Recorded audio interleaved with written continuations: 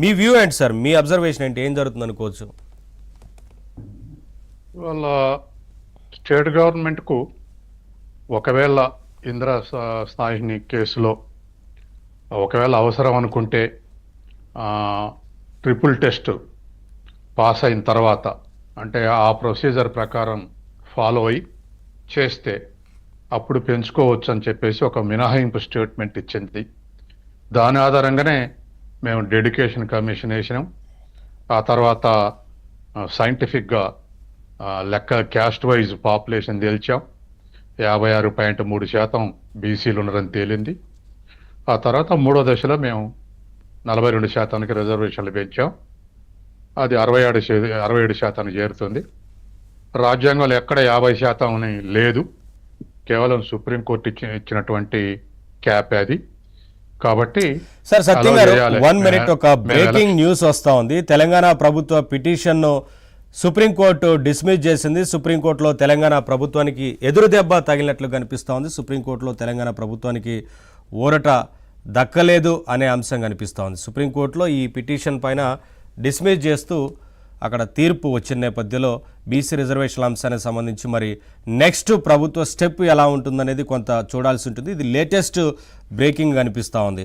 Sir, latest breaking చూస్తున్నాం మనం. ఏంటి, ఎలా చూడాలి? ప్రభుత్వం అంటే వేసిన పిటిషన్ని, బీసీ రిజర్వేషన్ల అంశానికి సంబంధించి సుప్రీంకోర్టులో తెలంగాణ ప్రభుత్వానికి ఎదురు దెబ్బ తగిలింది. ఇక్కడ సుప్రీంకోర్టు డిస్మిస్ చేస్తూ చూస్తున్నాం మనం. సుప్రీంకోర్టు డిస్మిస్ చేసింది. ఇప్పుడు ఈ డిస్మిస్ని కన్సర్న్లోకి తీసుకుంటే ఇక మిగతా చర్చ కాకుండా ఇప్పుడు ఆల్టర్నేటివ్స్ రెండు.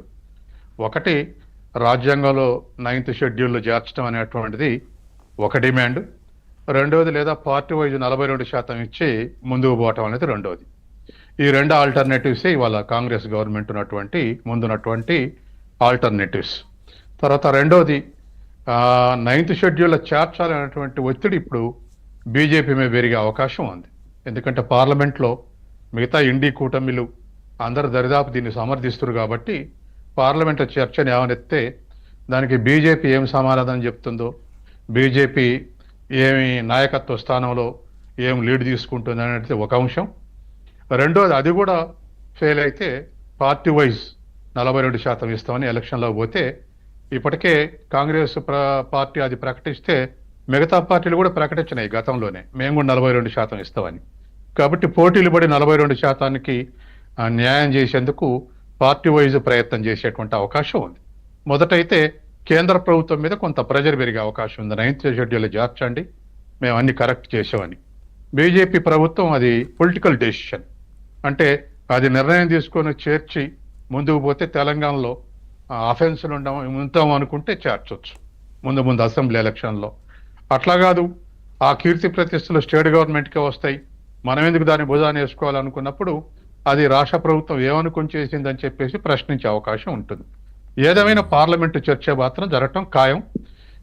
ఎలక్షన్లు జరిగితే 42% పార్టీ వైజ్ రిజర్వేషన్స్ ఉండి ఇచ్చి ఎలక్షన్లో పోవటం తప్ప ఇప్పుడు ఉన్నటువంటి పరిస్థితులు ఇంకో ఆల్టర్నేటివ్ లేదు. యా, నుమాన్ గారు చూస్తున్నారు, వెరీ లేటెస్ట్ బ్రేకింగ్ ఇది. ఇప్పుడే న్యూస్ వచ్చింది. సుప్రీంకోర్టు తెలంగాణ ప్రభుత్వం వేసిన స్పెషల్ లీవ్ పిటిషన్ను డిస్మిస్ చేసింది.